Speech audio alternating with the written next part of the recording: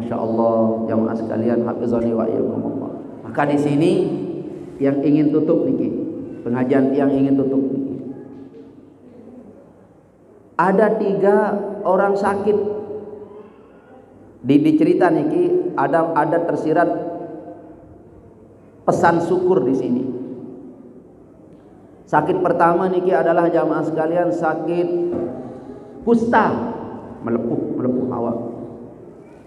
Selama 15 tahun di balang sakit. Yang satu sakit niki koreng, genit selapu awak bu, merisi-risi.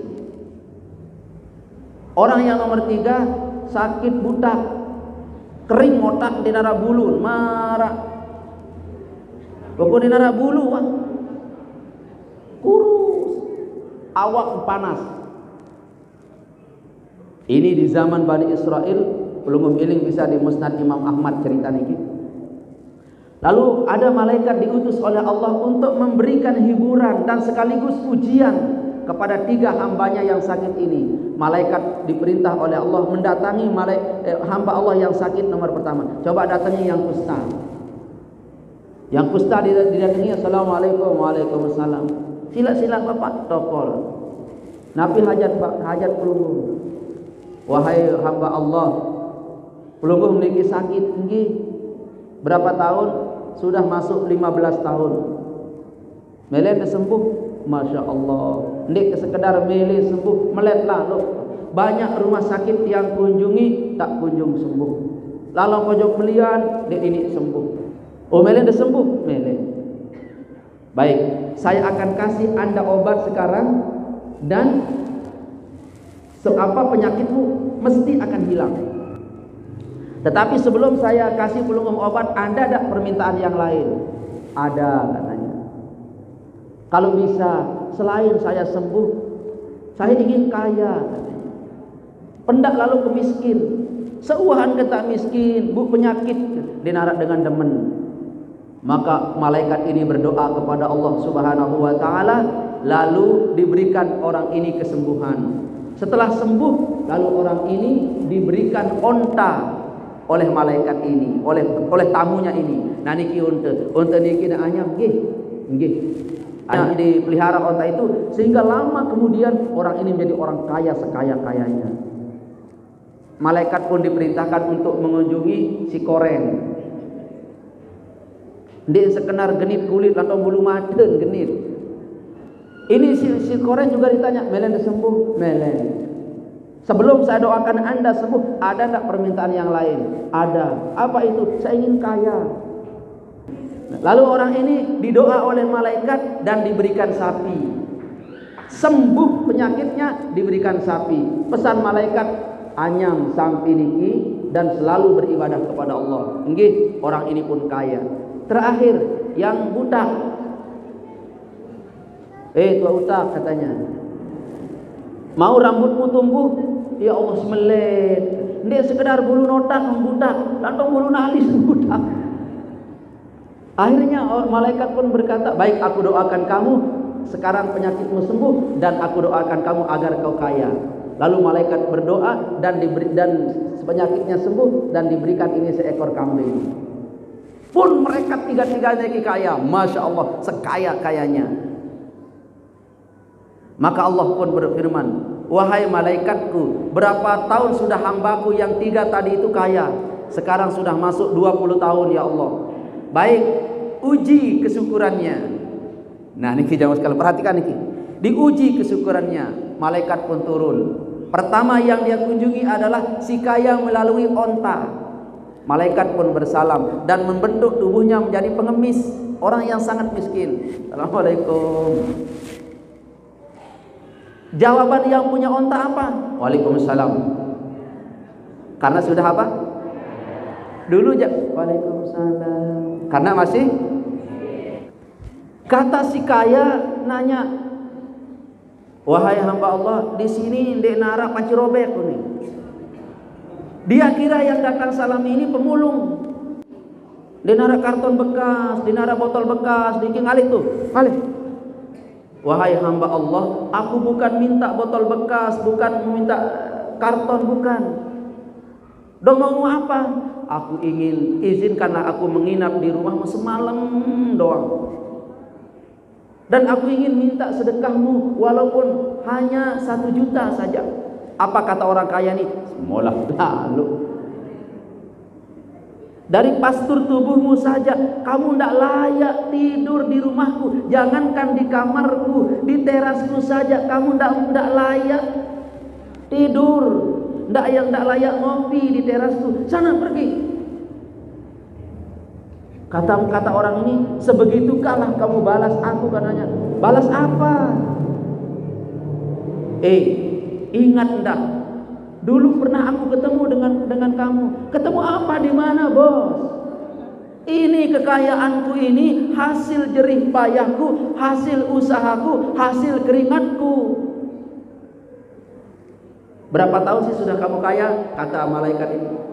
Jangan nanya. Enggak level Enggak level nih. Sana pergi. Lalu malaikat pun berkata, baik, sebelum aku pergi, aku ingatkan kepada kamu yang datang di masa kamu iskusta dulu. Ini dia, katanya. Lalu dia pamit orang ini. Maka pas pamit orang ini, pada minggu itu rumahnya terbakar, istrinya tabrakan, sapinya mati, miskin kembali, muncul lagi kustanya, koreng balik. Apa katanya? Ya Allah, aku ingin ketemu dengan yang datang ini. Terlambat, bos. Makanya penyakit yang paling bahaya adalah terlambat. Akhir malaikat pun dia kunjungi yang koreng. Assalamualaikum. Waalaikumsalam. Sugih apa benda ini?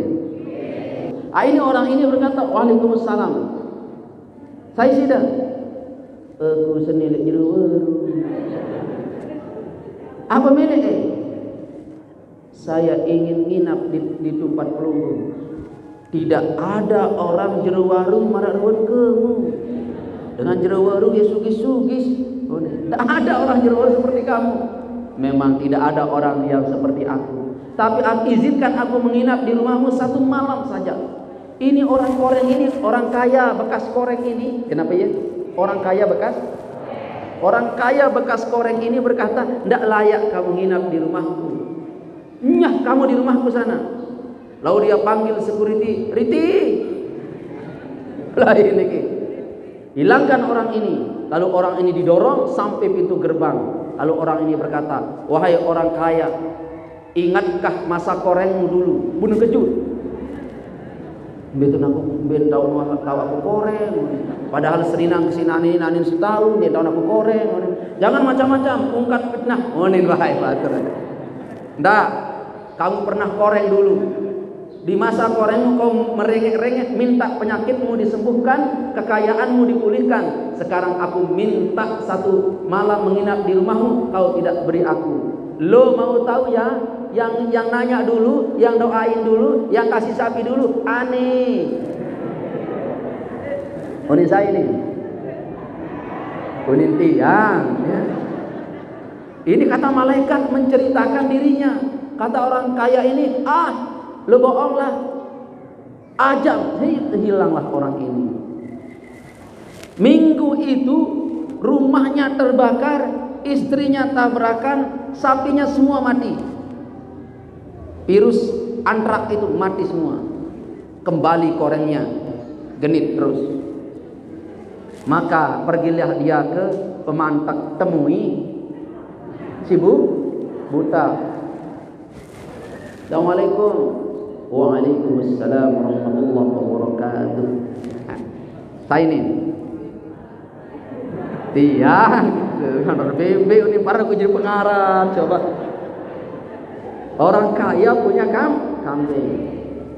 Nurga katanya, saya melingin bapak. Oh, tiang ini musafir kemalaman. Bukan lunas izinkan yang menginap di gedang pelunggu. Kata jamaah pemantau, sila dikit, sila. Dek, dia kata tuan, ayo dulu, kopi habisin dulu. Wahai, kesuduhan kopi, lamun harap buahnya dulu hari. Wah, ini malaikat diam. tertawa, tapi tidak bisa. Karena malaikat tidak pernah diciptakan untuk tertawa. Ada malaikat kelele? Ada pelinggim.